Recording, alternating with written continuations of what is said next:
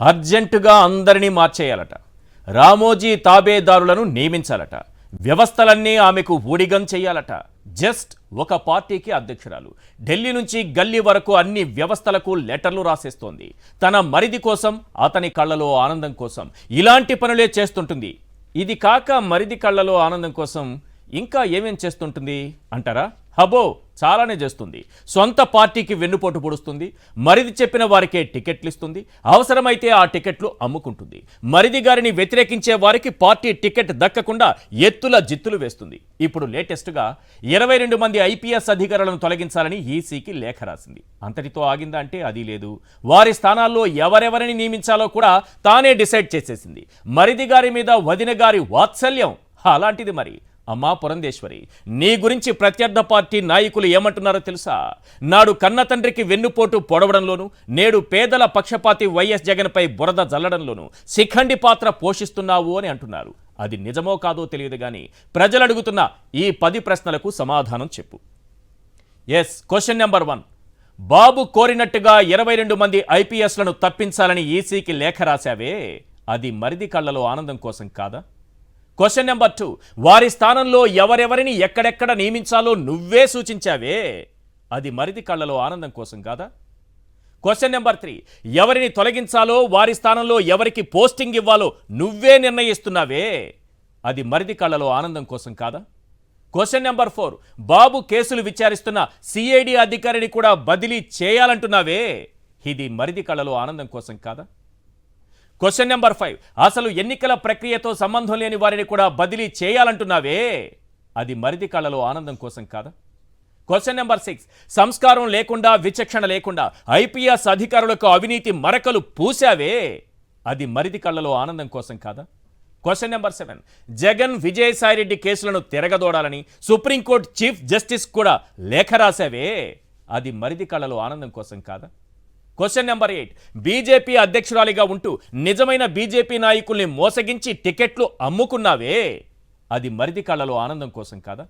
Question number 9. సొంత పార్టీలో కోవట్టులా మారి భారతీయ జనతా పార్టీని బాబు జనతా పార్టీగా మార్చేశావే, అది మరిది కళ్ళలో ఆనందం కోసం కాదా? Question number 10. ప్రజాధనం లూటీ చేసిన బాబును కాపాడేందుకు 22 మంది ఐపీఎస్లపై నిందారోపణలు చేశావే, అది మరిది కళ్ళలో ఆనందం కోసం కాదా? ఈ 10 ప్రశ్నలకు పురంధేశ్వరి సమాధానం చెప్పాలి. రైట్, వీటిపైనే మనం మాట్లాడుకోబోతున్నాం. చర్చలో పాల్గొంటున్నారు కారుమూరి వెంకటరెడ్డి గారు, YSRCP joint secretary, KS Prasad గారు, సీనియర్ అనలిస్ట్, అలాగే వంగవీటి నరేంద్ర గారు, బీజేపీ నుంచి రాజీనామా చేసి ఈ మధ్యనే వైఎస్ఆర్సీపీలో చేరినటువంటి నాయకులు. ఎస్, ముందుగా వెంకటరెడ్డి గారు, ఐపీఎస్ ఏంటి క్వశ్చన్ కూడా మీరు చాలా ఆవేశంగా ఉన్నారు, ఏదో చెప్పాలని చెప్పండి. అడగండి, మీరేం చెప్పాలనుకున్నారు చెప్పండి.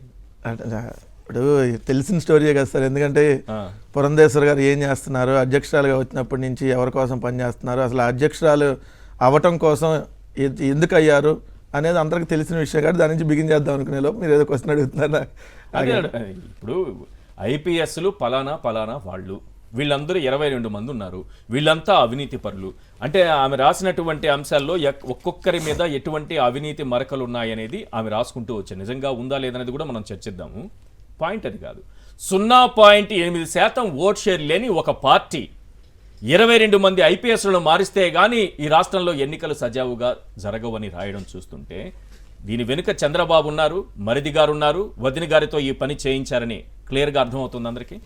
100% సార్. ముందుగా మీకు ప్యానెల్లో ఉన్న అందరికీ అట్లానే సాక్షి టీవీ ప్రేక్షకులందరూ నమస్కారం. ఈశ్వర్ గారు, ఇప్పుడు ఐఏఎస్ ఐపీఎస్ అధికారులు అవినీతికి పాల్పడ్డారు అని రాసినప్పుడు ఆమె కంప్లైంట్ ఇవ్వాల్సింది ఎవరికి?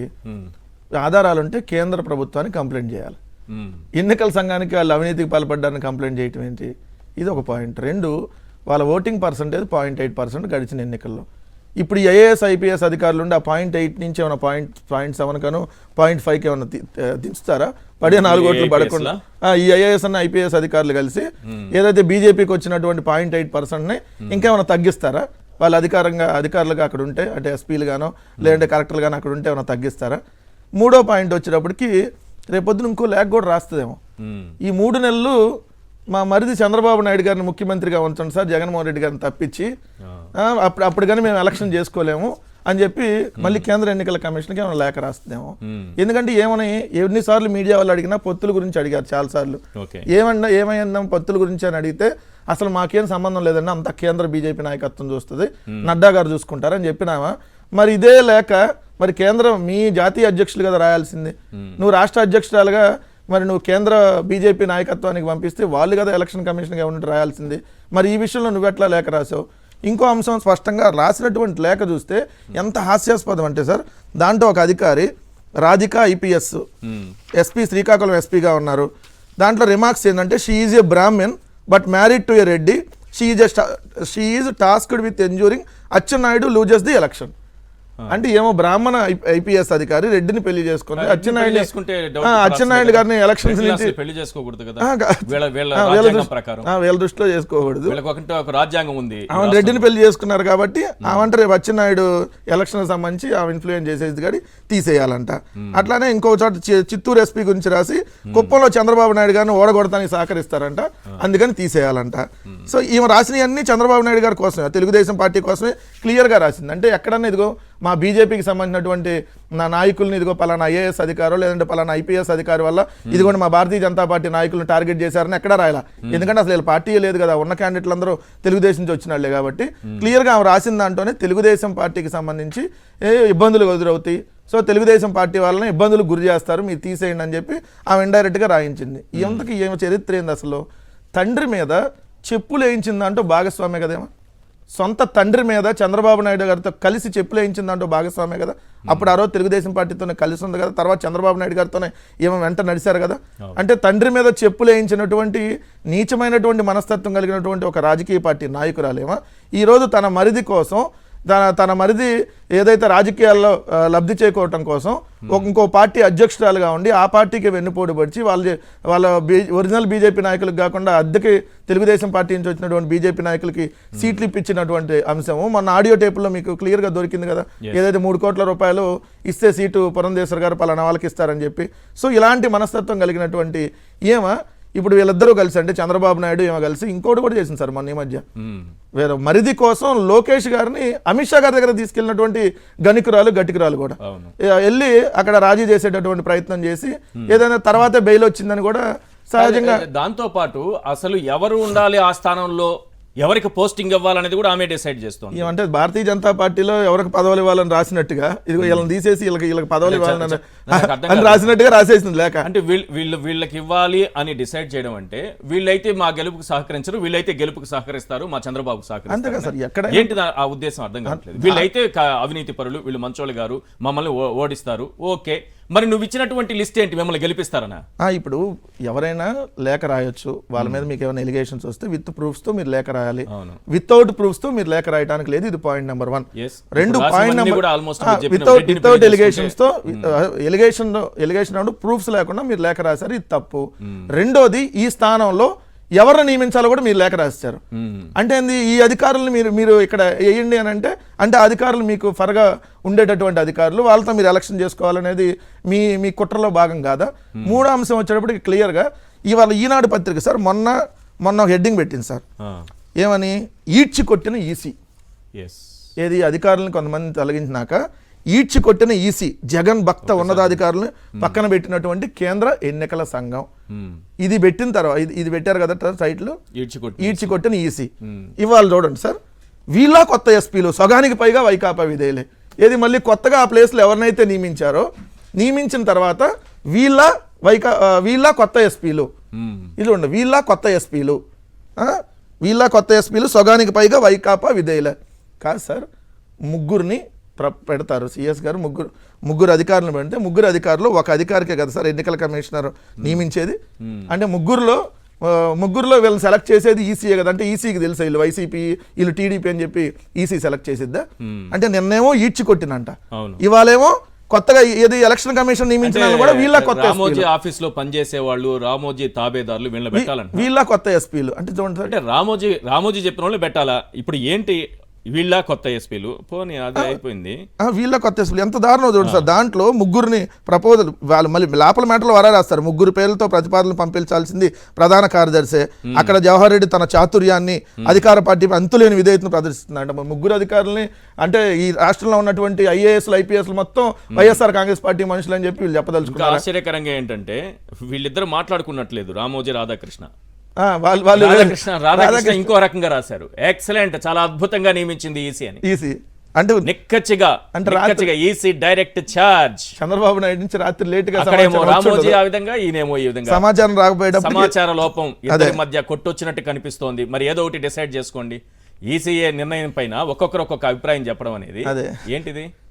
EC direct charge. అందులో ఒక మాట ఉంది, నియామకాల్లో ఎన్నికల వేళ సంచలన నిర్ణయం నిక్కచ్చిగా వ్యవహరించిన ఈసీ. నియామకాలు నిక్కచ్చిగా వ్యవహరించిన ఈసీ క్లియర్ గా రాశారు ఇందులో. ఇక్కడేమో వీళ్ళ కొత్త చూపించండి, నియామకాలు నిక్కచ్చిగా వ్యవహరించిన ఈసీ అని. అక్కడేమో అంటే సమాచార లోపం చూసారా ఇద్దరికి ఎలా ఉందో? అంటే స్క్రిప్ట్ రాలేదు సార్. రోజైతే సార్ ఏదో ఒక రకంగా బురద జల్లాలి, సింపుల్ సార్, అంతే. అది మంచిగాను. ఒకటి ఏంటంటే స్క్రిప్ట్ వస్తే ఏంటంటే ఇద్దరు ఒకటే టైటిల్ పెట్టేవాళ్ళు. ఆంధ్రజ్యోతికి ఈనాడికి ఒక స్క్రిప్ట్ రాలేదు, తెలుగుదేశం నిన్న ఒక్కరోజు రాలేదు. రాపోయేటప్పటికి ఏంటంటే ఎవరి వర్షంలో వాళ్ళు రాశారనమాట. అంటే అది కూడా మళ్ళీ బురద జల్లేటట్టుగా ఈనాడు ముందు దశలో ఉంటుంది కాబట్టి బురద జల్లే విధంగా ఉంటుంది. ఆంధ్రజ్యోతి దాంట్లో రాసిందని కూడా ఇంకో బురద జల్లేదు. అంటే చూడండి అసలు డైరెక్ట్ గా వేసేసారు, మీ అందరిని పక్కన పెట్టేశారు, ఇక్కడే రాష్ట్ర ప్రభుత్వానికి చొక్కేదరు అన్న టైప్ లో రాయడానికి ప్రయత్నించారు. ఇదే అధికారులు అప్పుడు పోయినసారి చంద్రబాబు నాయుడు గారు అసలు అధికారులను ఎట్ట మారుస్తారు, అసలు కేంద్ర ఎన్నికల సంఘం ఎవరు, నా దగ్గర ఉన్న ఎస్పీలు మార్చడానికి వాళ్ళు ఎవరు మార్చడానికి అని చెప్పి గడిచిన ఎన్నికల్లో చంద్రబాబు నాయుడు రికార్డ్స్ మొత్తం ఉంటాయి సార్ మాట్లాడి. ఆఖరికి ఎలక్షన్ కమిషనర్ ద్వివేది దగ్గరికి వెళ్ళి కూడా గొడవ చేశాడు. మీకు ఆడికెళ్ళి అసలు నేను ముఖ్యమంత్రిగా చేస్తే నువ్వెవడు ఎలక్షన్ కమిషనర్ ఆఫ్టర్ ఆల్ అని మాట్లాడాడు ఆ రోజు. సో ఇలాంటి వాళ్ళు ఈ రోజు నడుపుతా ఉన్నారు. పురంధేశ్వర్ గారి గురించి పూర్తిగా ఈరోజు ఆంధ్రప్రదేశ్ రాష్ట్రంలో ఉన్నటువంటి ప్రజానికానికి కూడా ఎవరి కోసం పనిచేస్తుంది, ఎలా వ్యవహరిస్తుంది అనేది క్లియర్గా మరోసారి అర్థమైందని మాత్రం చెప్పదలుచుకున్నాను. రైట్ ప్రసాద్ గారు, ప్రతి ఒక్కరి మీద దాదాపు 22 మంది ఐపీఎస్ల మీద చాలా సింపుల్గా ఒక లెటర్ రాస్తూ ఎన్నికల మేనేజ్మెంట్ కోసం ఇంటెలిజెన్స్ చీఫ్కు కోర్టు, రిశాంత్ రెడ్డి ద్వారా ఫోన్ ట్యాపింగ్, విపక్ష అభ్యర్థులు నేతలను అడ్డుకోవడమే వీళ్ళ లక్ష్యం, డీజీపీ సీక్రెట్ ఫండ్స్ మింగేశారు అనడంతో పాటు ఈ 22 మంది పైన సార్ ఈ 22 మంది పైన అవినీతి పరులు అనేటటువంటి బురద జల్లారు. ఏ ఆధారాలతో ఆమె బురద జల్లుతారు? ఆమెకి ఏం రైట్ ఉంటుంది? జస్ట్ 0.8% ఓట్ షేర్ ఉన్నటువంటి ఒక పార్టీకి అధ్యక్షురాలు. ఇప్పుడు వీళ్ళు ఐపీఎస్లు. ఈ ఐపీఎస్ల మీద ఈ రకంగా బురద జల్లి అవినీతి పరులని, అక్రమాలకు పాల్పడుతున్నారని, ఫండ్స్ మింగేస్తున్నారని ఏ ఆధారాలతో ఆమె లేఖ రాస్తుంది? నేను అడుగుతున్నాను, ఐపీఎస్లు ఈమె పైన కేసు పెట్టే అవకాశం ఉంటుందా లేదా? పరువు నష్టం దావా వేసేటటువంటి అవకాశం ఉంటుందా లేదా? ఈ విధంగా ఫోటోలు వేసి మరి వీళ్ళంతా దుర్మార్గులు, అవినీతి పరులు, జగన్ కోసం పనిచేస్తున్నారు, కుప్పంలో చంద్రబాబుని ఓడించడం కోసం పనిచేస్తున్నారు, తరువాత ఒక బ్రాహ్మిన్ ఐపీఎస్ రెడ్డిని పెళ్లి చేసుకుంది, రెడ్డిని ఎలా పెళ్లి చేసుకుంటారు? మా రాజ్యాంగం ప్రకారం రెడ్డిని పెళ్లి చేసుకోవడానికి వీలు లేదు.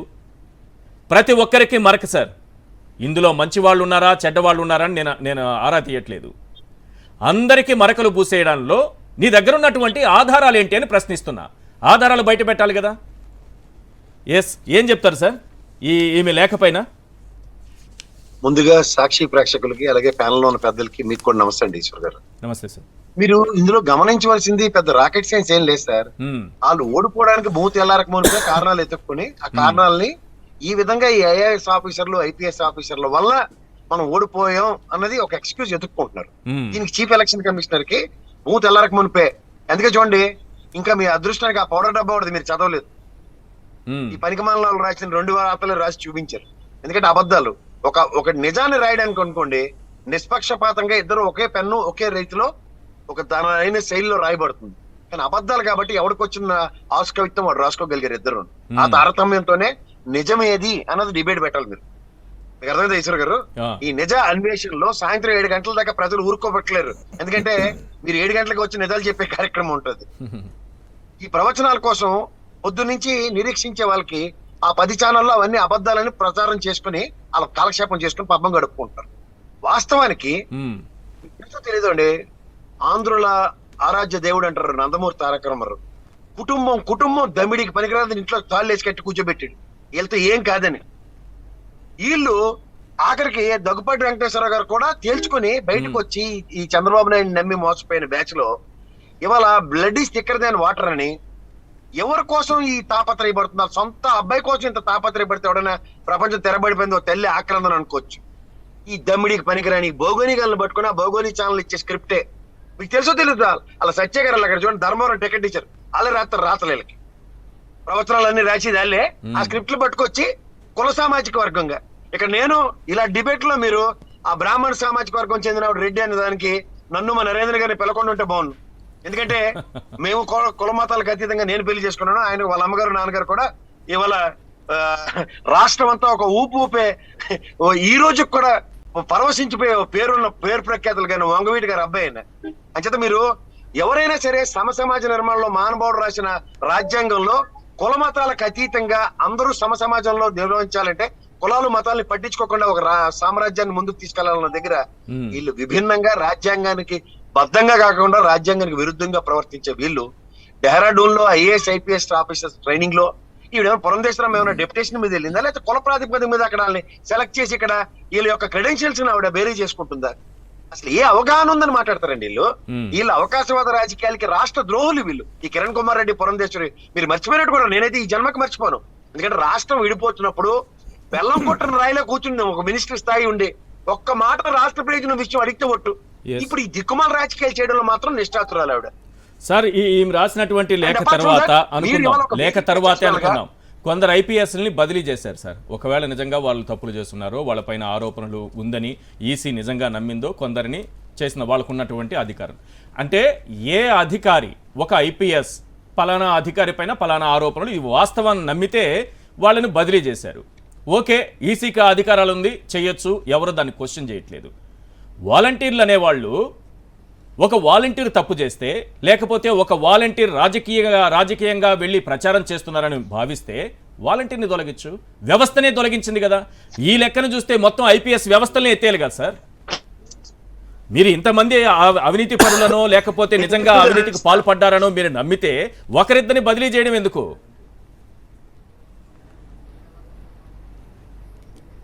మొత్తం వ్యవస్థను తీసేయచ్చు కదా అప్పుడు. ప్రసాద్ గారు ఎస్ ఇదేంటి సార్ ఇది? అంతే కదా. ఇప్పుడు వ్యవస్థలో ఒక వాలంటీర్ తప్పు చేశారు, మొదట్లో ఒకరిద్దరిని తొలగించాలని చెప్పారు కదా, మొత్తం వ్యవస్థనే ఆపేశారు కదా ఇప్పుడు. సార్ ఎక్కడైనా వ్యవస్థలో ఇప్పుడు ప్రభుత్వ అధికారులు ఉన్నారు సార్, 99% నిజాయితీగా ఉంటారు, ఎవరో 1% తప్పు చేసి ఉండొచ్చు. అందుకని ప్రభుత్వ వ్యవస్థను అందరిని తీసేయాలా? ఇప్పుడు వాలంటీర్లో కూడా ఎవరో ఒకళ్ళిద్దరు తప్పు చేస్తే ఇమీడియట్గా వాళ్ళ ఉద్యోగం నుంచి తీసేసి వాళ్ళు ఏదన్నా అక్కడ ఏదన్నా డబ్బులు మిస్యూజ్ చేశారనుకోండి, పంచడానికి ఇచ్చిన ఏమన్నా తీసుకెళ్ళి అట్లాంటి ఒకటి తీసేశారు. సో అట్లా కాకుండా వ్యవస్థ అందరం తీసేయాలని చెప్పి వీళ్ళందరూ పవన్ కళ్యాణ్ వీళ్ళందరూ అసలు ఈ వాలంటీర్ వ్యవస్థనే తీసేయాలి, దీంట్లో వీళ్ళందరూ ఉన్న వాళ్ళందరూ అమ్మాయిలను అక్రమ రవాణా చేసేస్తున్నారు, ఈ వాలంటీర్లు ఏమో గోను సంచులు మోసేవాళ్ళు. మొన్న తెలుగుదేశం శ్రీకాళహస్తి అభ్యర్థి బొజ్జల సుధీర్ మాట్లాడిన మాటలు వాళ్ళు ఉగ్రవాదులు, స్లీపర్ సెల్స్, అసలు ఈ వాలంటీర్లు ఎందుకు, ఈ వాలంటీర్లు తరిమి కొట్టండి. ఒకడైతే వాలంటీర్లు కొడతా అన్నాడు సార్. కడప జిల్లాలో ఒక తెలుగుదేశం పార్టీకి సంబంధించిన నాయకుడు వాలంటీర్లను మేము రోడ్ల మీద పరిగెత్తించి అంటాము, ఇట్లాంటివన్నీ చేసి అసలు ఈ వ్యవస్థలు వద్దన్నారు. మరి ఇప్పుడు ఎవరో ఒక అధికారి తప్పు చేస్తే ఇప్పుడు నిజంగా తప్పు చేశాడు లేదు, ఈమె దగ్గర ఎవిడెన్స్ ఏంటి సార్? నాకు ఫస్ట్ పాయింట్. ఇప్పుడు ఈమె రాసింది దాంట్లో ఈమె దగ్గర ఎవిడెన్స్ ఏంటి? ఎవిడెన్స్ ఎందుకు దాంట్లో సబ్మిట్ చేయలేదు ఈసీకి? ఆమె రాసింది ఓన్లీ పేర్లు రాసి ఇదిగో పలానా వాళ్ళు అన్నారు, దాని వెనకాల అటాచ్ చేయాలి కదా. అందులో కొందరినైతే బదిలీ చేసినట్టుగా కనిపిస్తున్నారు కదా సార్. ఎవరిని ఎలా బదిలీ చేస్తారు ఏంటి? ఇప్పుడు ఐఏఎస్ ఐపీఎస్ అధికారులు దగ్గరుండి ఏమైనా ఓట్లు వేపిస్తారు, వీళ్ళు తెక్కలతనం కాకపోతే నాకు అర్థం కాలేదు. వీళ్ళకి వచ్చే 0.8% ఏమన్నా తగ్గిస్తారా? లేదంటే ఎవరైనా కొత్త వీళ్ళకి సంబంధించిన ఐఏఎస్ వేసుకుంటే ఆ 0.8 నుంచి ఏమన్నా వీళ్ళకి 1%, 2% ఏమన్నా పెరిగిద్దా? ఊరికి ఏదో ఒక విధంగా ఇక్కడ మసిపూసి మారేడుకాయ చేయాలి. చంద్రబాబు నాయుడు గారు డైరెక్ట్ గా రాయకుండా పురంధేశ్వర్ గారి చేత రాపిచ్చాడు, ఇది క్లియర్ గా కనపడుతుంది. ఎస్ నరేంద్ర గారు, మీరు మొన్నటి వరకు బీజేపీలో ఉండి వచ్చారు. ఎస్ మీరు చెప్పండి సార్, బీజేపీలో చంద్రబాబు పెత్తనం పెరిగిందా? మీరు అబ్జర్వ్ చేశారా?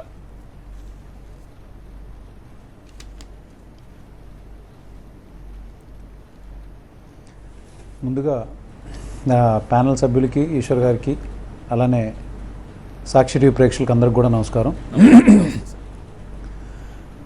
అసలు భారతీయ జనతా పార్టీ విషయానికి వస్తే నాకు తెలిసి గత కొంతకాలంగా, అంటే నేను పార్టీలోకి వెళ్ళిన తర్వాత నాకు తెలిసింది ఏంటిదంటే అసలు భారతీయ జనతా పార్టీ అనేది ఉమ్మడి తెలుగు రాష్ట్రాల్లోనే లేదు. అసలు భారతీయ జనతా పార్టీ పేరుకి బ్యానరే కానీ అది పూర్తి స్థాయిలో తెలుగుదేశం యొక్క పాదాల కింద తొక్కిపడేసేసి వాళ్ళ యొక్క ఇన్స్ట్రక్షన్స్ మీద నడుస్తున్నటువంటి పార్టీ అని చెప్పని దానిలోకి పూర్తిగా నాకు వెళ్ళిన తర్వాత బాగా అవగతమైంది.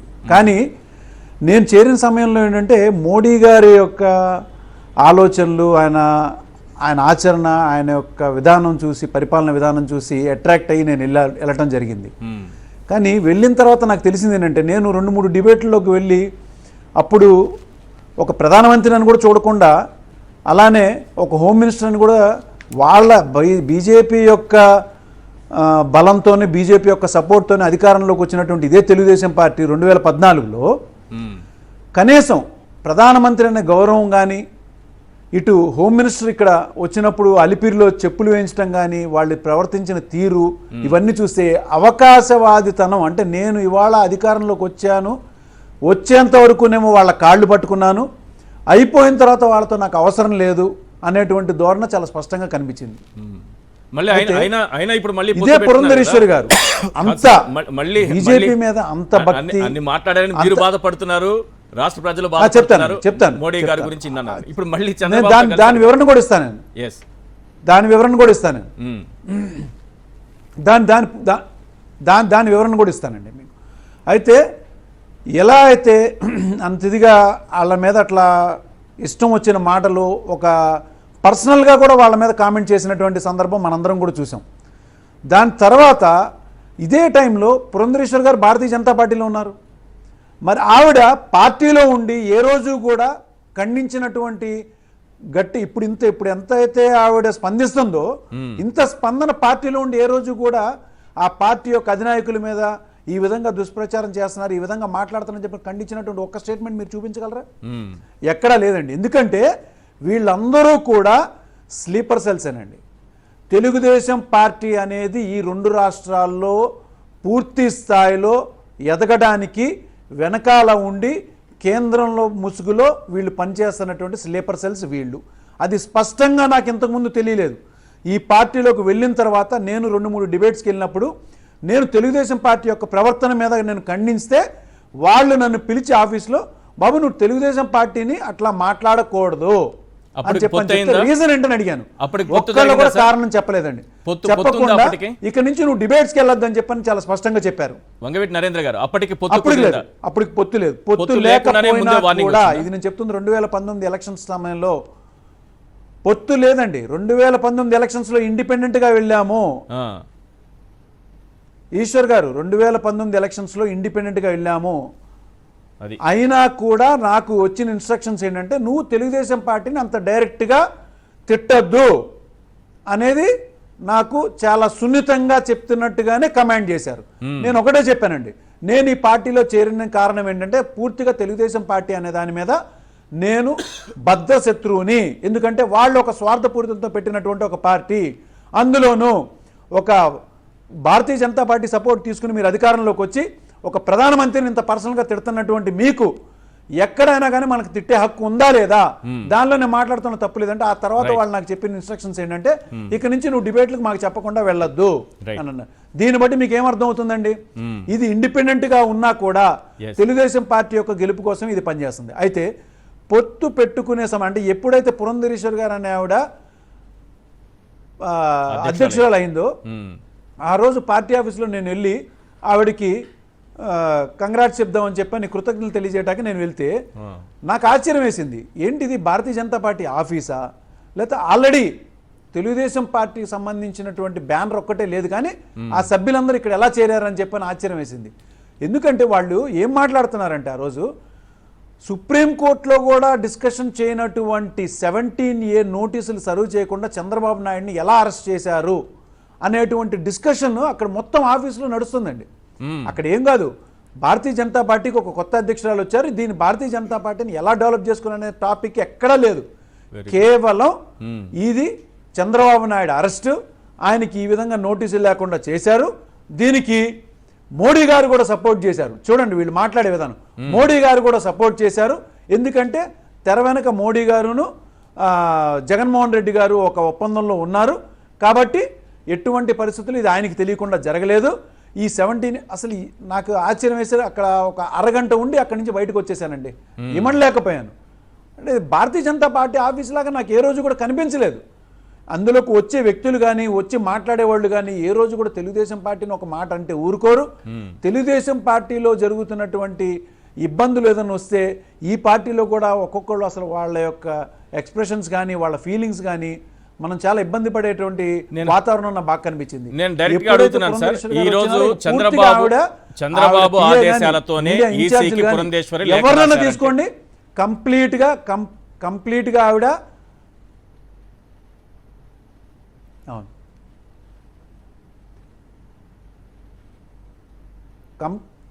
ఎస్ పురంధేశ్వరి గారు ఇప్పుడు ఈసీకి లేఖ రాయడం వెనుక చంద్రబాబు ఉన్నారా, మీరు నమ్ముతున్నారా? చంద్రబాబు కోసమే చేశారని అనుకుంటున్నారా? ఎందుకంటే 0.8% ఉన్న పార్టీ రాయడం ఏంటి, దానిపైన ఈసీ యాక్షన్ తీసుకోవడం ఏంటి? అదేదో చంద్రబాబు డైరెక్ట్గా రాయొచ్చు కదా. రాయుడు వెనక నుండి నడిపిస్తారు.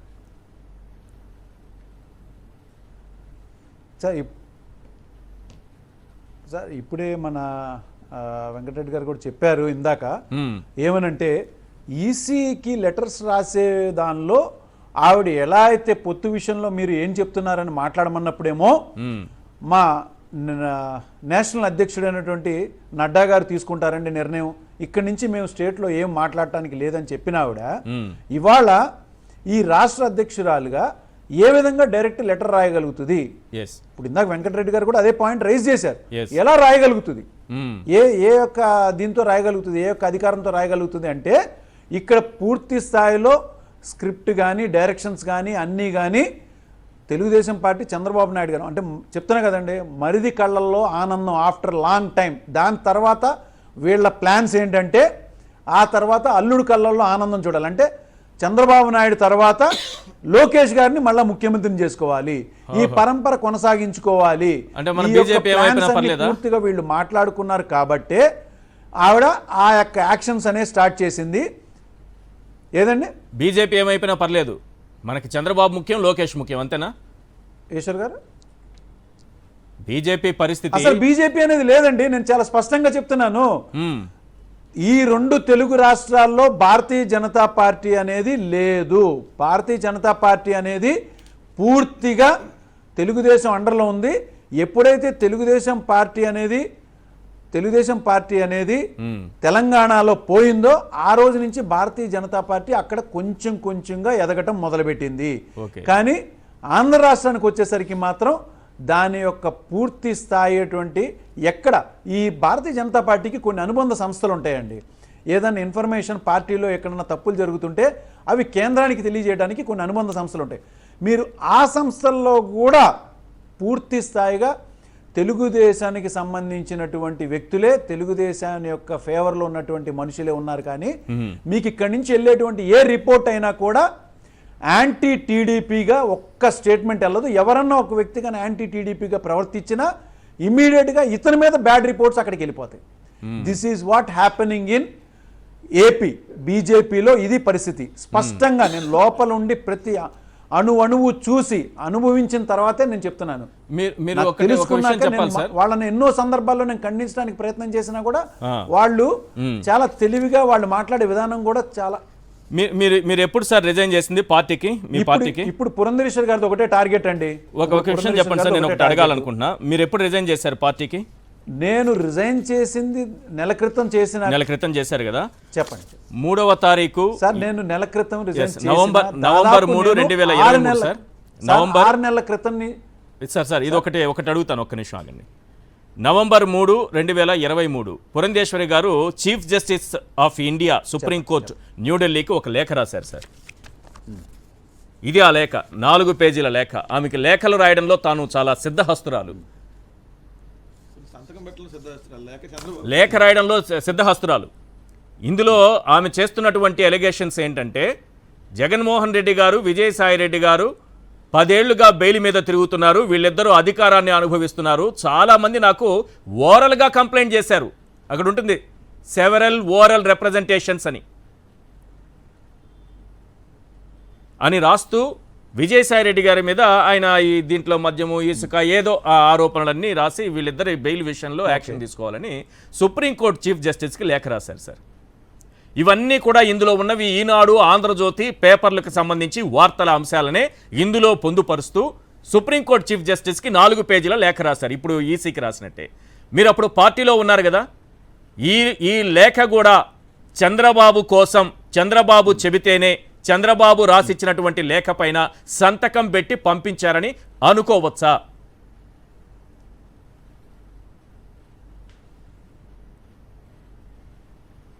సార్, ఆవిడ ఏ రోజైతే అధ్యక్షురాలుగా ప్రమాణ స్వీకారం చేయడానికి ముందు నుంచి కూడా జరిగిన ప్రతి పరిణామము వాళ్ళు చంద్రబాబు నాయుడికి ఫేవర్గా ఈ రాష్ట్రంలో మళ్ళా తిరిగి తెలుగుదేశం రావడానికి పూర్తి స్థాయిలో ప్లాన్ చేసుకున్నారు. ఇప్పుడు ఆవిడ రాష్ట్రంలో బీజేపీ రావాలని ప్రయత్నాలు చేసే ఆవిడైతే ఆవిడ ఎమ్మెల్యేగా కంటెస్ట్ చేయాలి, ఎంపీకి ఎందుకు కంటెస్ట్ చేస్తుంది చెప్పండి? మీకు ఈ చిన్న లాజిక్ పాయింట్ అర్థం చేసుకుంటే చాలా క్లారిటీ వచ్చేస్తుంది. ఆవిడ నిజంగా రాష్ట్రంలో బీజేపీ ఎదగాలి అని చెప్పని ఆలోచన ఉంటే ఆవిడ ఎమ్మెల్యేగా కంటెస్ట్ చేయాలి. కానీ ఆవిడ ఎంపీకి ఎందుకు కంటెస్ట్ చేస్తుందంటే ఇక్కడ తెలుగుదేశం పార్టీ కానీ వచ్చేస్తే సెంట్రల్లో ఆవిడ ఎంపీ అయిపోయి అక్కడి నుంచి మెల్లిగా మినిస్ట్రీ తీసుకుని ఆవిడ పనులు ఆవిడ అక్కడి నుంచి ఇక్కడ చక్కదిద్దటానికి పూర్తి స్థాయిలో ఒక మనిషి అక్కడ రిప్రజెంటేటివ్గా ఉంటారు. వీళ్ళదంతా ఎలా ఉంటుందంటే ప్లానింగ్ ఇంత పద్ధతిగా ఇంత ఆలోచించే వ్యక్తి అయితే ఈవిడ ఇదే పురంధరేశ్వర్ గారు వాళ్ళ హస్బెండ్ మన దగ్గుబాటి వెంకటేశ్వరరావు గారు వైఎస్ఆర్సీపీ నుంచి పోటీ చేయలేదండి? చేశారు. లాస్ట్ టైం 2019 ఎలక్షన్స్లో వైఎస్ఆర్సీపీ నుంచి పోటీ చేశారు, ఆయన ఓడిపోవడం జరిగింది.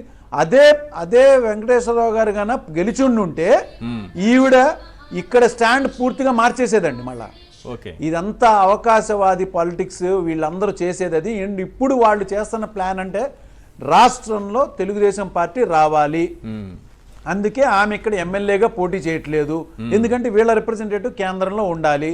అందుకే ఆవిడ ఎంపీగా పోటీ చేసి అక్కడికి వెళ్ళిపోయి అక్కడ మళ్ళా నేను ఈ విధంగా బీజేపీని రావడానికి ప్రయత్నం చేశాను, ఈ విధంగా మనం మెల్లిగా పార్టీ ఇక్కడ ఎదుగుతుందని చెప్పని ఒక కల్లుబొల్లి మాటలు చెప్పి అక్కడ ఆవిడ మినిస్ట్రీ తీసుకుని అక్కడి నుంచి చంద్రబాబు నాయుడికి ఏం సపోర్ట్ చేయాలి, ఇది వీళ్ళ పర్ఫెక్ట్ ప్లాన్ అండి. దీనిలో ఏం చేంజ్ లేదు. ఆవిడ ఎక్కడ కూడా ఉన్న పార్టీకి ఎప్పుడు కూడా పని చేయలేదు, చేయదు కూడా. రైట్. ఇప్పుడు మీరు జగన్మోహన్ రెడ్డి గారు అని విజయసాయి రెడ్డి గారు బెయిల్ రద్దు చేయమని అని ఎవరైతే సుప్రీంకోర్టు చీఫ్ జస్టిస్ గారికి లేఖ రాశారు కదా, ఇదే మొన్న చంద్రబాబు నాయుడు గారికి ముందస్తు బెయిల్ ఇవ్వటాన్ని పురంధేశ్వర్ గారు స్వాగతిస్తూ చాలా శుభ పరిణామం ఇది. ఆయన బయటకు రావటం, ఆయనకు బెయిల్ మధ్యంతర బెయిల్ మీద బయటకు రావటానికి చాలా శుభ పరిణామం అంట.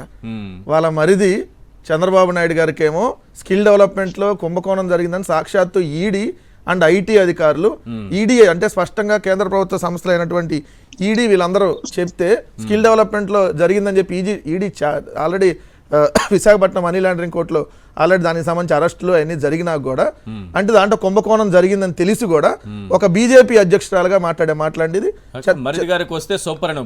చంద్రబాబుకు ముందస్తు బెయిల్ రావటం శుభపరిణామం అన్నిట్లో. సార్ ఒకటి నేనేదో ఒక దాంట్లో చంద్రబాబు నాయుడు బెయిల్ ను పురంధేశ్వర్ స్వాగతించారు, చంద్రబాబు మధ్యంతర బెయిల్ పై దగ్గుబాటి పురంధేశ్వరి, చంద్రబాబు బెయిల్ పై స్వాగతిస్తున్నాం, శుభపరిణామం అంట ఆయనకు బెయిల్ రావటాన్ని. మరి విజయసాయి రెడ్డి గారిది జగన్ గారిది అర్జెంట్ గా మరి ఇప్పుడు సుప్రీంకోర్టు చీఫ్ జస్టిస్ ఇప్పుడు కూడా రాయాలి కదా. బెయిల్ మీద బయట తిరుగుతున్న వ్యక్తి అండి చంద్రబాబు నాయుడు. ఆ బెయిల్ మీద బయట తిరుగుతున్నటువంటి వ్యక్తులతో ఎట్లా పొత్తు పెట్టుకున్నారని నిశ్చిగ్గా ఆ బెయిల్ కోసం ఆల్రెడీ లోకేష్ అమిత్ షా గారిని కలిశారని చెప్పి నేనల్లా చాలా మంది డిస్కషన్ అయినటువంటి అంశం. నేనైతే దాని మీద అంటలేదు, ఎందుకంటే అమిత్ షా గారు ఇప్పించారనేటువంటి, ఎందుకంటే కలిసిన తర్వాతే ఆయన అడిగాడని ఏ జడ్జి చూస్తున్నారని చెప్పి అమిత్ షా గారు అడిగారని చెప్పి సాక్షాత్తు ఆంధ్రజ్యోతిలో కూడా రాశారు. ఏదైతే ఒక నిమిషం నరేంద్ర నన్ను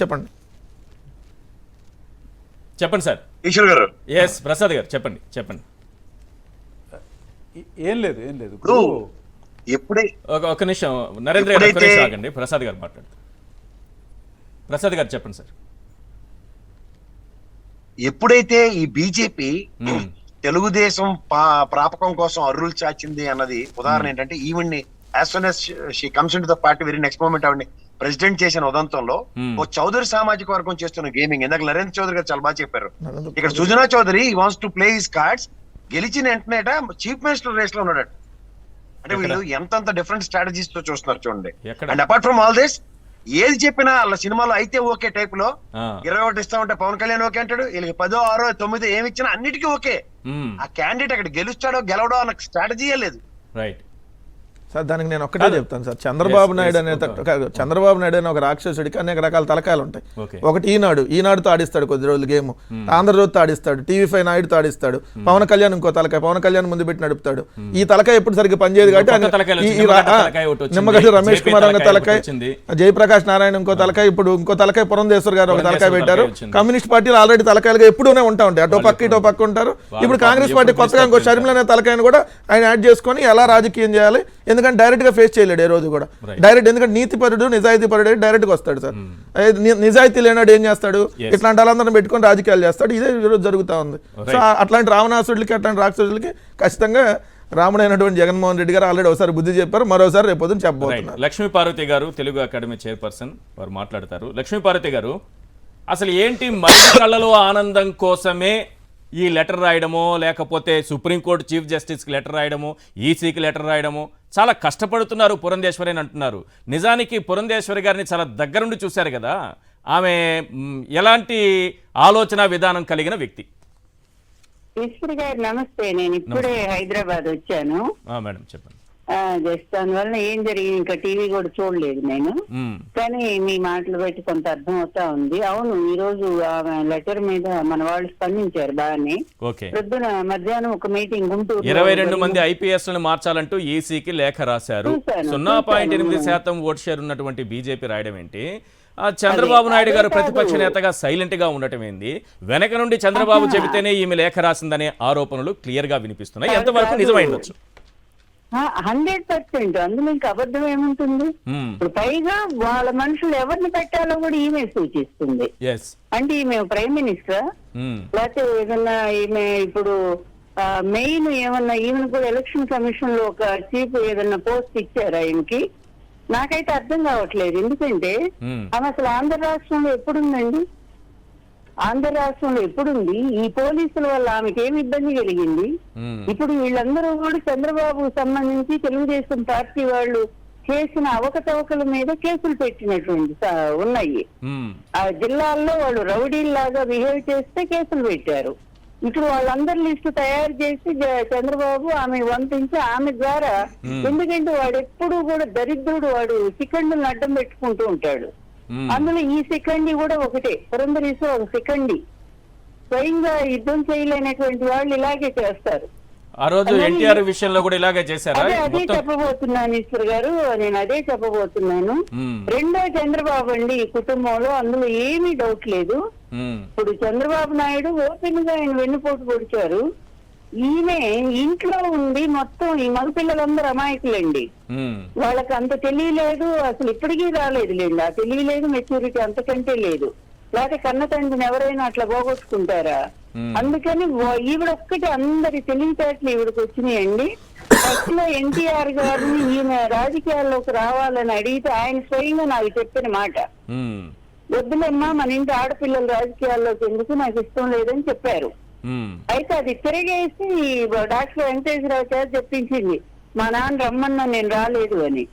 మరి వాళ్ళ నాన్న చనిపోగానే కాంగ్రెస్ లోకి ఎందుకు వెళ్ళారండి? ఇంట్రెస్ట్ లేకపోతే అందులో కాంగ్రెస్ లోకి. ఎంత పచ్చి అవకాశవాదు! ఇప్పుడు ఏ సిద్ధాంతం కోసం తెలుగుదేశం పార్టీ పుట్టిందో యాంటీ కాంగ్రెస్. ఆ రోజు చంద్రబాబు వైపు నిలబడ్డారా ఆ సంక్షోభం టైంలో? అంతే కదా, పూర్తిగా సంక్షోభంలో ఈమె ఒకటే కదా ఆ విధంగా తండ్రికి అన్యాయం చేసిన వాళ్ళు మొదటి వ్యక్తి. ఈశ్వర్ గారు, కుటుంబం అంటే ఒక తాటికి రావాలంటే ఈమె చేసింది, లేకపోతే వాళ్ళు అసలు తెలియదు కూడా తెలియదు. మరి దగ్గుబాటి వెంకటేశ్వరరావు గారు ఏదో పుస్తకం రాశారు, అందులో చంద్రబాబు గురించి చాలా నిజాలు రాశారులేండి. ఆమె చదువు ఉంటుంది, రాసేటప్పుడు కూడా పక్కనే ఉంటుంది కదా, ఆమె కూడా చూసుంటారు చంద్రబాబు నైజం ఏంటి, చంద్రబాబు క్యారెక్టర్ ఏంటి, చంద్రబాబు ఏ రకంగా వెన్నుపోటు పొడిచారు, ఏ రకంగా తరువాత తనని మోసం చేశారు అనేది ఆయన రాసుకున్నారు బుక్ లో. అప్పుడు ఆమె పక్కనే ఉంటుంది, రాసేటప్పుడు ప్రతి అక్షరం కూడా ఆమెకి చెప్పే రాసుంటారు పాపం ఆయన, ఎందుకంటే భార్య కదా, పక్కన ఉంటారు కదా బుక్ రాసేటప్పుడు. కానీ నా పాయింట్ ఏంటంటే ఆ బుక్ లో ఒక విషయం ఉంది, ఆమె మాత్రం తండ్రి వైపే నిలబడ్డారు అని, చంద్రబాబు వైపు నిలబడలేదని రాశారు అందులో. ఇది ఎంత పచ్చి అబద్ధమో. ఈయన చంద్రబాబు వైపే ఉన్నారు పాపం, ఆమె మాత్రం ఎందుకు చెప్తారండి? అవకాశవాద రాజకీయాలకు తెరలేపే బ్యాచ్ అది. ఎక్కడికక్కడ ఏది అందితే కావాలి జుట్టు. చెప్పండి మేడం, చెప్పండి. ఈశ్వర్ గారు ఫోన్ లో ఉన్నాను నేను, మాట్లాడిన ఏంటంటే ఆ టైంలో ఢిల్లీలో ఉన్నాడు వెంకటేశ్వరరావు, ఫోన్ చేశాం మేము. ఆ, ఇక్కడేమో అప్పుడు నిజంగా వెంకటేశ్వరరావు వెళ్ళాలని ఉద్దేశం కూడా లేదండి అటువైపు. మ్మ్. ఇంత గందరగోళం జరుగుతుంది అనేది ఆయనకు కూడా వీళ్ళు తెలియలేదు. మ్మ్. ఢిల్లీ నుంచి ఫోన్ చేసి త్వరగా రా బాబు అని నేనే మాట్లాడానండి. రాగానే ఆయన ఇంటికి వెళ్ళిపోయారు, నాకు ఫోన్ చేశారు. మ్మ్. ఫోన్ చేసి కొంచెం సేపట్లో వస్తున్నానమ్మా అని చెప్పారు. రైట్. నేను ఎన్టీఆర్ గారు వెయిట్ చేస్తున్నాం ఆయన కోసం. కానీ కాసేపట్లో ఈవిడ అక్కడే ఉంది, హరికృష్ణ, చంద్రబాబు నాయుడు, ముగ్గురు, ఈమె అందరూ ఒక గదిలోకి వెళ్ళి చాలాసేపు గుసగుసగా మాట్లాడుకొని ఆ తర్వాత ఈమె అక్కడ దగ్గర ఉండి భర్తని వైస్రాయ్ హోటల్ పంపించిందని అక్కడున్న మనుషులు వచ్చి ఎన్టీఆర్ గారి స్వయంగా చెప్తే ఆయన కళ్ళ మీద నీళ్లు తిరిగినాయండి. నా కూతురు కూడా ఇలా నాకు వెన్నుపోటు పొడుస్తున్నా. మళ్ళా అతను అటు వెళ్ళగానే ఏమీ తెలియనట్టు ఇక్కడికి వచ్చిందండి నంగనాచిలా. ఒక అటు ఇటు ఎంత బీజేపీలో ఉంటూ తెలివైందంటే టీడీపీ కోసం పనిచేసినట్టు అసలు తండ్రి వైపు చంద్రబాబు ఉంటూనే నాయుడు చంద్రబాబు చాలండి. కోసం పనిచేశారు. ఇంతేనా? చంద్రబాబు నాయుడు చాలడు, ఈమె ఎత్తులు జిత్తుల ముందు దుర్మార్గురాలండి. ఆడవాళ్ళలో అంత కఠినురాల్ని మనం ఎక్కడా కూడా చూడమండి. ఎన్ని అవినీతి పనులు ఉన్నాయో ఆమె మినిస్టర్ గా ఉన్నప్పుడు బయటికి వస్తే అన్ని వస్తాయిలేండి, అది వేరే విషయము. రైట్. పైకి మాత్రం అనేక నీతులు చెప్తానే ఉంటుంది. Yes. ఈ రోజు కూడా ఆమె వాళ్ళ కక్షి చంద్రబాబు నాయుడు ఎప్పుడంటే డాక్టర్ వెంకటేశ్వరరావుకి హార్ట్ ప్రాబ్లం మీద వచ్చి హాస్పిటల్ జాయిన్ అప్పుడు కలిసిపోయారండి వీళ్ళిద్దరు. Right. అంతకు ముందు ఇంటికి పోతే తలుపు తీయలేదండి చంద్రబాబు నాయుడు. మ్మ్. ఇక వీళ్ళిద్దరిని 3 గంటలు కూర్చొని వెనక్కి వచ్చేసారు. చెల్లెలు కూడా తలుపు తీయలా. రైట్. రైట్. ఏది తెలుగుదేశం పార్టీలో మరి ఇప్పుడు చేరుతామండి. ఎందుకు అంత మరిది గారికి అంత సాన్నిహిత్యం ఎందుకు? ఆయన రాజకీయంగా ఎదగాలనే ఆలోచన ఆ ఎందుకు? టైంలోనేమో చంద్రబాబు మీద పుస్తకం రాస్తారు, క్యాసెట్ రిలీజ్ చేస్తారు, టీవీల్లో వేస్తారు, స్టేట్మెంట్లు ఇస్తారు, నానా తిట్లన్నీ తిట్టారు. మళ్ళీ ఎప్పుడైతే ఇతను వచ్చి నేను ఇంకెందుకు మీరు ఎంపీ అయిపోండి మీకు సపోర్ట్ ఇస్తాం, ఎందుకంటే ఇతను ఎంత స్వార్థపడని తెలుసు కదా, బీజేపీ అవసరం ఇతనికి ఉంది. Right. అందుకని ఇప్పుడు మీ అబ్బాయిని మా లోకేష్ ముఖ్యమంత్రి అయితే మీ అబ్బాయి మా లోకేష్ పక్కనే ఉంటాడు అని చెప్పి ఇన్ని చెప్తే ఇక ఆవిడ ఇదైపోయి ఇంకా వెంకటేశ్వరరావు ఈవిడ అతని కోసం మొన్న చూసారు స్టాంప్ రిలీజ్ అప్పుడు కూడా అతను తీసుకుపోయింది. అవును అవును. ఏమండి అమిత్ షా గారి అంత దగ్గరికి సడన్ గా లొకేషన్ తీసుకెళ్ళింది. Right madam. నీ తండ్రిని చంపిన వాడు అని చెప్పి నీ తండ్రికి వెన్నుపోటు పొడిచావు చెప్పి నువ్వేగా పుస్తకాలు రాయించావు, Yes. నువ్వేగా క్యాసెట్ రిలీజ్ చేయించావు. అందులో ప్రతి అతని మీద ఆ పేజ్ లో ప్రతి అక్షరానికి ఆమె సాక్ష్యం. ఎందుకంటే భార్యకి తెలియకుండా దొంగతనంగా రాయడు కదా సెపరేట్ రూమ్ లో కూర్చొని. అసలు అతనికి ఏమొచ్చండి, రాయటమే రాదండి. చాలా నా పుస్తకంలో చూసి రాశారు. ఏం రాసిన అందులో అయితే వాస్తవాలు ఉన్నాయి చాలా వరకు. రైట్. థ్యాంక్ యూ అండి లక్ష్మీపార్వతి గారు. ప్రసాద్ గారు ఈవిడ విషయంలో మాత్రం అబద్ధాలు రాస్తాడండి. అదే అందుకే నేను ఆ పాయింట్ అడిగింది. ఆమె ఉండే రాయించుకుంది అట్లాగా. అది. కానీ పక్కా బయట వెన్నుపోటుదాడు చంద్రబాబు నాయుడు అయితే ఇంటి దొంగలాగి ఇంటి వెన్నుపోటుదారి పురంధరేశ్వరండి. ఈ రోజు చంద్రబాబు నాయుడు ఏం చెప్తే మరిది కళ్ళలో ఆనందం చూడటం బావగాదు, మరిది కళ్ళలో ఆనందం చూడటం కోసం తన ఎంపీగా గెలవాలి, అతను డబ్బు పెడతానన్నాడు. చాలా దుర్మార్గాలు ఉన్నాయిలేండి వీళ్ళందరి మధ్య ఉండేటువంటి అవగాహన, ఇవన్నీ చెప్పడానికి కూడా వీల్లేదు. అంత భయంకరమైన మనుషులు. ఎంత తొందరగా ఈ ఎలక్షన్ తర్వాత వీళ్ళ పీడ రాష్ట్రానికి తొలగిపోతుందో నేను అదే చెప్పాను. నేను ఎంపీతో కూడా మాట్లాడాను, ఎంపీ క్యాండిడేట్ తో. నేను రాజమండ్రి వస్తాను బాబు, నేను ఒక 3 రోజులు ఉండైనా సరే ఆమెకు ఎగనెస్ట్ గా నేను క్యాంపెయిన్ చేస్తాను, ఆవిడ ఎట్టి పరిస్థితుల్లో కూడా రాకూడదు ఈ ఆంధ్రప్రదేశ్ అని చెప్పడం కూడా జరిగింది. నేను నిజంగా కూడా ఎందుకంటే నా భర్తకి చేసిన దుర్మార్గురాలు ఈవిడ. ఈ ఇద్దరిని కూడా ఈ రాష్ట్రం నుంచి తరిమేదాకా ఈశ్వర్ గారు ఏం వెరీ సింపుల్ మేడం. అప్పుడు ఎన్టీ రామారావు గారికి ఇప్పుడు బీజేపీకి వెన్నుపోటు పొడుస్తోంది. కుటుంబంలోనే ఉండి ఆమెకి అది అలవాటు అయిపోయింది, జీన్స్ లోకి వచ్చేసింది. ఈశ్వర్ గారు బీజేపీ ఇంత చవట పార్టీ అని నేను అనుకోలేదండి, కల్లో కూడా రైట్ అనుకోలేదు. Right right. థ్యాంక్ యూ అండి. థ్యాంక్ యూ లక్ష్మీపార్వతి గారు. ఎస్ మీరు చెప్పండి సార్. ప్రసాద్ గారు. సార్ ఇది ఒక విషయం నేను చెప్పదలుచుకున్నాను సార్. వీళ్ళు బీజేపీ అండ్ వాళ్ళకి ఏదో ఆపద్ధర్మం వాళ్ళకి ఇచ్చిన అభయహస్తం కింద వివరణిస్తున్నారు కానీ సార్, ముప్పేట దాడిలో పార్టీ విలీనానికి వీళ్ళందరినీ సైంధవుల కింద వాడుతున్నారు. Whether you believe it or not. ఇక్కడ జరిగేది ఏం లేదు, వీళ్ళు కేవలం ఒక పపెట్ షో నడుస్తుంది. ఇవాళ మీరు గమనించారు లేదో, నేను ఇవాళ ట్రావెల్ లో ఉన్నాను, అందుకని నా లైన్ కట్ అవుతుంది. I'm extremely sorry. First of all Eluru MP ticket ఆయన ఇచ్చిన తర్వాత కూడా సర్వే చేయించుకుంటాడు. నేను 200 కోట్లు 150 కోట్లు ఖర్చు పెట్టాలంటే నా సామర్థ్యం ఉందో లేదని. నేను చంద్రబాబు నాయుడు గారు తిరిగిన సభల్లో ఎక్కడ 1500 2000 మంది కూడా జనాలు వెలవలబోతున్నాయి. ఆయా నియోజకవర్గాల్లో ఆయనకు మీద పట్టు ఉన్నది. దీన్ని ఏంటంటారు, గ్యారంటీగా ఇది కంచుకోటలు తెలుగుదేశం అన్న దగ్గర కూడా వెలవెల్లాడిపోతున్నాయి సభలు. ఎందుకంటే candidates are not right candidates. Right. ఎక్కడ పడితే అక్కడ జరుగుతుంది. దీంట్లో ఇది పరంగా ఏంటంటే ఎలక్షన్స్ ని ఏదో చూడండి, వాళ్ళు ఎలక్షన్ కమిషన్ నిర్వర్తిస్తున్న విధుల్లో తెలుగుదేశానికి సహాయ సహకారాలు చాలా ఎక్కువగా వస్తాయన్న అపోహలో వీళ్ళు బీజేపీతో పొత్తుకెళ్లి ముందుకు నడిపిస్తున్నారు. కానీ జరిగేది ప్రజాక్షేత్రంలో ప్రజాస్వామ్య పరిరక్షణ కోసం ప్రజలు సమాయత్తమై ఉన్నారు. ఇది గ్రహించట్లేదు. అంటే అధికారుల మార్పు అన్నది కేవలం ఒక తాత్కాలిక. రైట్, మళ్ళీ వస్తాను. వీళ్ళు అనుకున్నట్టుగా అధికారులు మారిస్తే ఏదో ప్రజల మనసులు గెలుచుకోగలరు అనుకుంటున్నారు. ప్రజల మనసుల్లో ఇవాళ జగన్మోహన్ రెడ్డి గారు వైఎస్ఆర్సీపీ గూడు కట్టుకున్నప్పుడు వీళ్ళు ఏం చేయగలుగుతారు? దాంతో వీళ్ళు అధికారులు మార్చినంత మాత్రం కేవలం తాత్కాలిక ఉపశమనమే. రైట్. నరేంద్ర గారు, తాత్కాలిక ఉపశమనం చంద్రబాబుకి బెయిల్ వచ్చినప్పుడు స్వాగతిస్తున్నాను అని అన్నటువంటి పురంధేశ్వరి నవంబర్లో జగన్ విజయసాయి రెడ్డి బెయిల్ రద్దు చేయాలని లేఖ రాశారు. ఇక్కడేమో చంద్రబాబుది బెయిల్ వస్తే మాత్రం శుభపరిణామం అంట, వీళ్ళకేమో బెయిల్ రద్దు చేయాలట.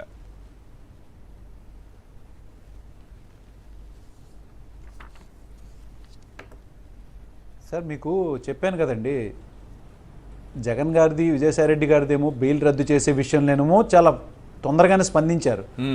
అసలు చంద్రబాబు నాయుడు గారికి బెయిల్ వచ్చేదానికన్నా ముందు నేను మీకు చాలా ఇంపార్టెంట్ పాయింట్ ఇందాక చెప్పాను. అసలు ఆవిడ ప్రమాణ స్వీకారం చేసినందుకు, పార్టీ అధ్యక్షురాలు అయినందుకు పార్టీ ఆఫీస్కి వెళ్తే అప్పటికి ఇంకా చంద్రబాబు నాయుడుకి అసలు డిస్కషన్స్ అవుతున్నాయి ఏది బెయిల్ మీద. ఆ రోజు నుంచే ఆ పార్టీలో ఆఫీస్లో కంప్లీట్గా డిస్కషన్స్ ఇవే, ఎట్లా బయటికి తీసుకురావడానికి, ఏం చేయాలి, ఎలా మాట్లాడాలి, ఇదే టాపిక్. కానీ ఉన్న పార్టీ, నేను ఇప్పుడు అధ్యక్షురాలను అయ్యాను, ఈ పార్టీ ఎలా డెవలప్ చేయాలన్న టాపిక్ ఎక్కడ లేదు. అదే నేను అంటున్నాను. నేను ఆశ్చర్యపోయింది ఏంటంటే ఆవిడని వెళ్ళి కలిసి ఇట్లా అధ్యక్షురాలు అయినందుకు మేము కృతజ్ఞతలు తెలియజేయడానికి వెళ్తే చంద్రబాబు నాయుడు రిలీజ్ అయినాక శుభపరిణామం తర్వాత సంగతి అండి. అసలు రిలీజ్ అవ్వడానికి ఆమె కూర్చున్న యొక్క స్థానాన్ని ఎలా ఉపయోగించాలి, ఈ పవర్ని ఉపయోగించి ఆయన ఎలా బయటికి తీసుకురాగలగాలి. తీసుకొచ్చిన తర్వాత వీళ్ళు వేసుకున్న ప్లాన్ ఏంటంటే తిరిగి మళ్ళా చంద్రబాబు నాయుడిని అధికారంలోకి తీసుకొచ్చి ఇక్కడ తెలుగుదేశం పార్టీని కానీ అధికారంలో తీసుకొస్తే తనేమో ఎంపీ వేసేసుకుని సెంట్రల్ మినిస్టర్కి వెళ్ళిపోవడానికి తన ఆలోచన పెట్టుకున్నాడు. అంత ఉన్న పార్టీ మీద అంత భక్తి శ్రద్ధలుగా ఉంటే చెప్పండి. ప్రధానమంత్రి స్థాయి వ్యక్తిని మరి దూషించినప్పుడు కానీ ఎక్కడ కూడా ఈమె స్పందించలేదు. ఆ రోజు కావాలనుకుంటే ప్రెస్ మీట్ కూడా పెట్టచ్చు, ఎక్కడా చేయలేదు. దీన్ని బట్టి స్పష్టంగా అర్థమవుతుంది. రైట్. అనకాపల్లి ఎంపీ అభ్యర్థి ఇప్పుడు బీజేపీ నుంచి సీఎం రమేష్ గారు. సార్, ఈ సీఎం రమేష్ చంద్రబాబు వ్యక్తి అని అందరికీ తెలుసు. ఆయన ఏ రకంగా, నేను అదే అంటున్నా, మీలాంటి వాళ్ళను వదులుకోవడానికైనా సిద్ధం, కానీ ఇలాంటి వాళ్లకు టికెట్లు ఇవ్వాలి, చంద్రబాబు చెప్పిన వాళ్ళకి టికెట్లు ఇవ్వాలి. టికెట్ ఇస్తే ఏమైంది? ఆయన ఏ రకమైనటువంటి దౌర్జన్యం చేస్తున్నారు ఈరోజు అనకాపల్లిలో? ఏ రకంగా డిఆర్ఎస్ అధికారుల పైన ఎట్లా దౌర్జన్యం చేశారు? అధికారులు వెళ్ళి అయ్యా నువ్వు ట్యాక్సులు కట్టట్లేదు, మీ పన్నులు కట్టట్లేదు, మీరు చూపించండి అని అడిగే అధికారం లేకుండా చేసి వాళ్ళపైన ఏ రకంగా దౌర్జన్యాన్ని దిగారనేది ఒక్కసారి వీడియో ప్లే చేయండి, చూద్దాం. చంద్రబాబు మనుషులు బీజేపీలో ఉండి ఏ రకంగా ప్రవర్తిస్తున్నారు, ప్లీజ్.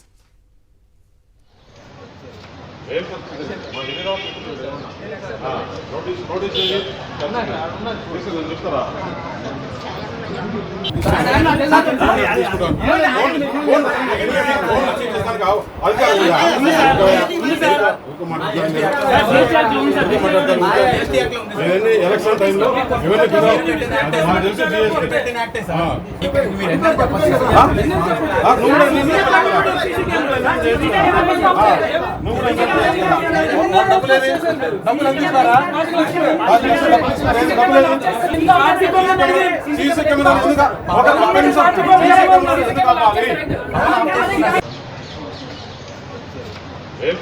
టైల్స్ షాపులో డిఆర్ఐ అధికారులు తనిఖీల కోసం వెళితే అతను ఫోన్ చేసి ఇతను పిలిపించారు సీఎం రమేష్ని. ఈయనే మొన్న కాంగ్రెస్ కూడా ఎలక్టోరల్ బాండ్స్ ఇచ్చింది, టీడీపీ నుంచి బీజేపీలోకి వెళ్ళింది. బీజేపీ ప్రయోజనాల కన్నా చంద్రబాబు ప్రయోజనాల కోసమే నేను పనిచేస్తున్నానని స్వయంగా ఒప్పుకున్న వ్యక్తి. ఆయన గతంలో ఏదో అన్నారు, ఫోటోలు కూడా నేను రిలీజ్ చేశాను, ఒక వ్యక్తి చెబితేనే మేమంతా అక్కడ కలిసినప్పుడు బీజేపీ పెద్దలని ఆయన చెప్పారు. సరే, ఈరోజు అనకాపల్లికి ఎక్కడ వ్యక్తి, కడప జిల్లా వ్యక్తి ఎక్కడ, ఆయన్ని తీసుకుని పోయి అనకాపల్లిలో పెట్టడం ఏంటి, పెట్టిన తర్వాత ఆయన చేస్తున్నటువంటి దౌర్జన్యం ఏంటి? ఇలాంటి వాళ్ళనందరినీ బీజేపీలోకి చొప్పించి చంద్రబాబు ఈరోజు బీజేపీని సర్వనాశనం చేస్తున్నారంటే ఏమంటారు? మీరేం చెప్తారు సార్? ఫస్ట్ ఇప్పుడు పురంధేశ్వర్ గారు నిజంగా దాంట్లో ఒక 1% అన్న దగ్గర నీతి నిజాయితీ ఉంటే ఇతని మీద చర్యలు తీసుకోమని కదా ఎలక్షన్ కమిషన్కి లేఖ రాయాల్సింది. తన పార్టీ అభ్యర్థిగా ఉండి అధికారులను దౌర్జన్యం చేస్తుంటే ఏమేమో ఇంకో అధికారుల మీద తప్పుడు ఎలిగేషన్స్ అంటే ఏమీ లేకపోయినా వాళ్ళ మీద లేఖ రాయటం ఏంది? ఇప్పుడు సీఎం రమేష్ మీద చర్యలు తీసుకోమని లేఖ రాయాలి. ఎందుకు రాస్తారు? ఆటంకం కలిగించదు, వీళ్ళంతా దొంగలే కాబట్టి విధులకు ఆటంకం కలిగించదు. వాళ్ళ చేయబట్టి లాగడము, ఫైల్స్ లాక్కోవడము, దౌర్జన్యం చేయడము 100% ఆటంకం కలిగించకూడదు కదా. ఇప్పుడు వాళ్ళు తనిఖీల్లో భాగంగా తనిఖీలు చేసుకుంటారు. నీ దగ్గర ప్రాంప్ట్ గా ఉంటే నువ్వు తనిఖీలకు సహకరించాలి. అంటే నువ్వు అక్కడేదో తప్పుడు అక్కడేదో పని చేస్తున్నారని దానికి అర్థం కదా. నువ్వు ఆ విధులకు ఎందుకు ఆటంకం కలిగించావు? అసలు నీకు సంబంధం లేనటువంటిది ఎవరోకి సంబంధించింది వాళ్ళ దాన్ని ఎంక్వైరీ జరిగింది. వాళ్ళ దగ్గర తనిఖీలు చేసుకుంటారా టైల్ షాప్ లో? నీకేం సంబంధం? వచ్చి వాళ్ళని ఇంట్లో కాదు కదా తనిఖీలు చేస్తుంది అంటే అక్కడ నువ్వేదో ఇల్లీగల్గా ఏమైనా డబ్బులు కానీ అట్లాంటి ఏమన్నా సమాచారం ఉండి ఉంటుంది. ఎందుకంటే ఈయన ఇప్పుడు కడప నుంచి అనకాపల్లికి వెళ్ళాడు. వీళ్ళేమో ఎక్కడికైనా వెళ్ళొచ్చు, వీళ్ళేమో ఎక్కడి నుంచి ఎక్కడికైనా ట్రాన్స్ఫర్ అవ్వచ్చు. జగన్మోహన్ రెడ్డి గారేమో ఒక చోట నుంచి ఒక చోటకి అక్కడ సామాజిక వర్గాల ఈక్వేషన్లో భాగంగా మార్పులు చేర్పులు చేస్తే మొన్నటిదా రాద్ధాంతం చేశారు. ఈయన ఎక్కడ కడప? ఈయనకి అసలు అనకాపల్లి బోర్డర్ తెలుసా? పవన్ కళ్యాణ్కి పెట్టాపురంలో ఒక మండలంలో ఒక ఊరు ఆ రోజు ఏ రకమైనటువంటి ఆరోపణలు చేశారు సార్? అక్కడ నిలబెడితే ఆమె కడప నుంచి వచ్చారని చెప్పి కడప రౌడీలు విశాఖపట్నం నాశనం అయిపోయిందని చెప్పి ప్రచారం చేసిన దుర్మార్గులు ప్రచారం చేసి పెట్టారు సార్.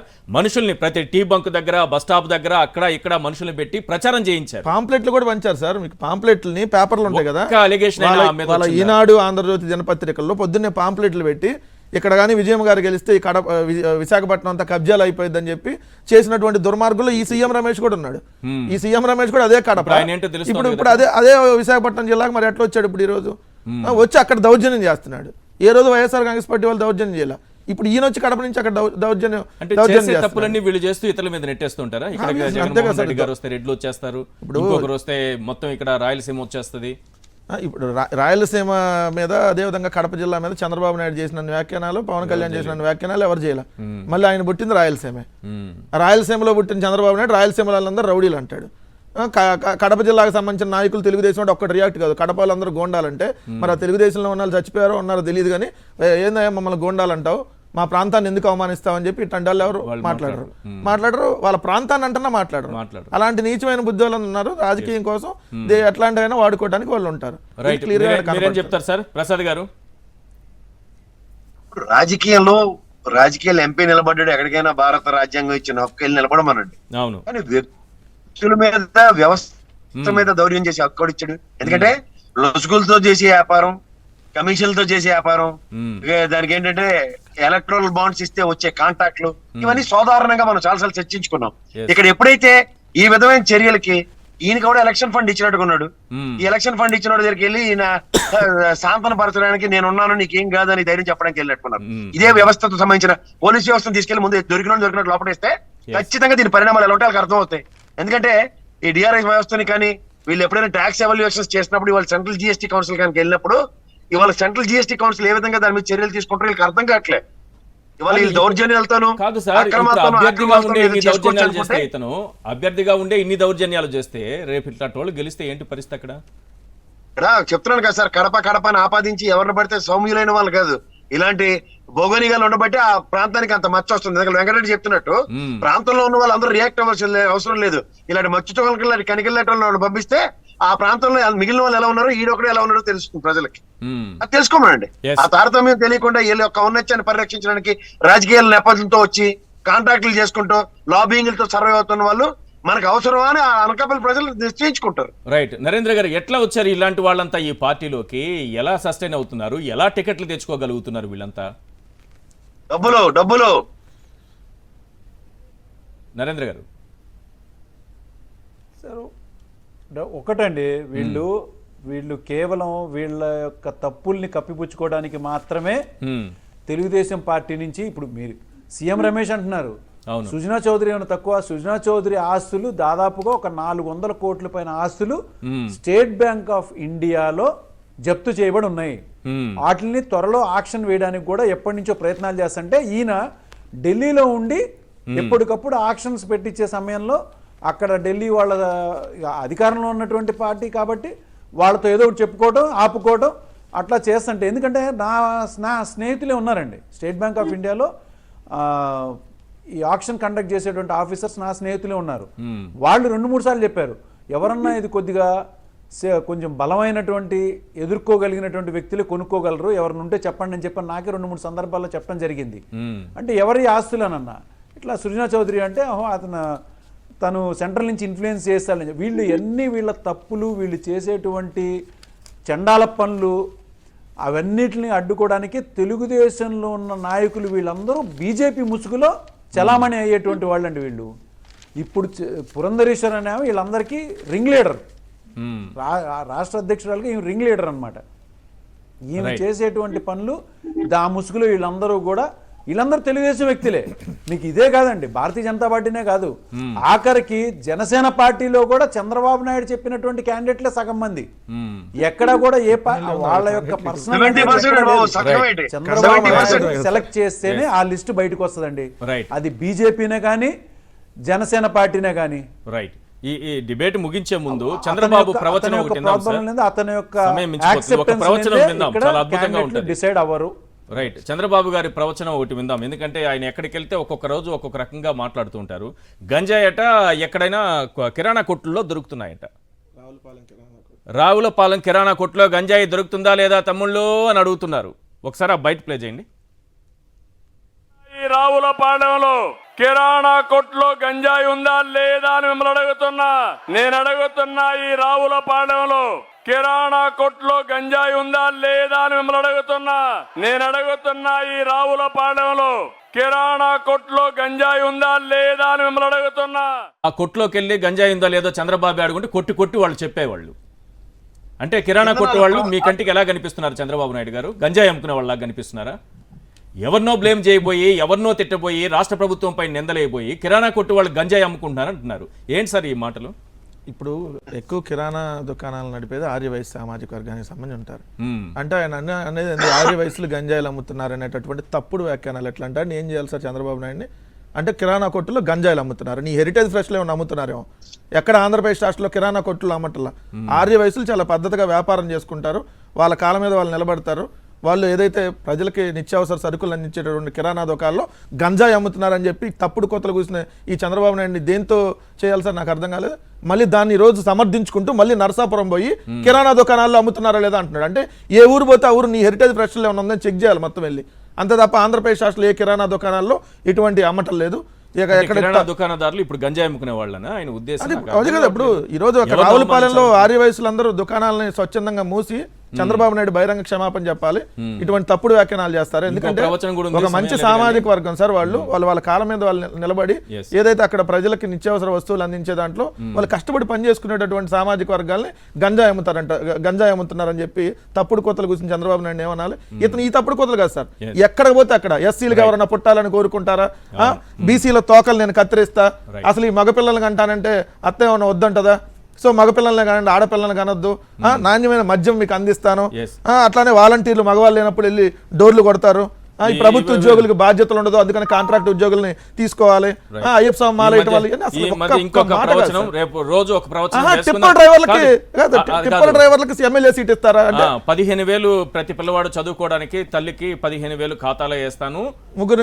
ముగ్గురుంటే ముగ్గురికి వేస్తా, నలుగురుంటే నలుగురికి. ఉంటే ఎంత మందినైనా కనండి, నేను 15,000 ఇస్తా. ఈయనిచ్చే 15,000 కోసం ఇప్పుడు ఓపిక పెట్టుకుని వీళ్ళు కనాలంట. అయ్యా చంద్రబాబు నాయుడు గారు, 1,000 కోట్ల ఆస్తుంది కదా అక్రమ సంపాదన, మరి లోకేష్కి చెప్పలేకపోయావు ఈ మాట? నీ ప్రవచనం ప్రతిరోజు ఒక ప్రవచనం ఇలాంటిది వేసి వినిపిస్తా, ప్రజలకు అర్థం కావాలి. రైట్. Thank you sir. చర్చలో పాల్గొన్నందుకు సమయం మించిపోయింది. వంగవీటి నరేంద్ర గారు, అలాగే కేఎస్ ప్రసాద్ గారు, వెంకటరెడ్డి గారు. ఇది వాటి చర్చా కార్యక్రమం చూస్తూనే ఉండండి సాక్షి టీవీ.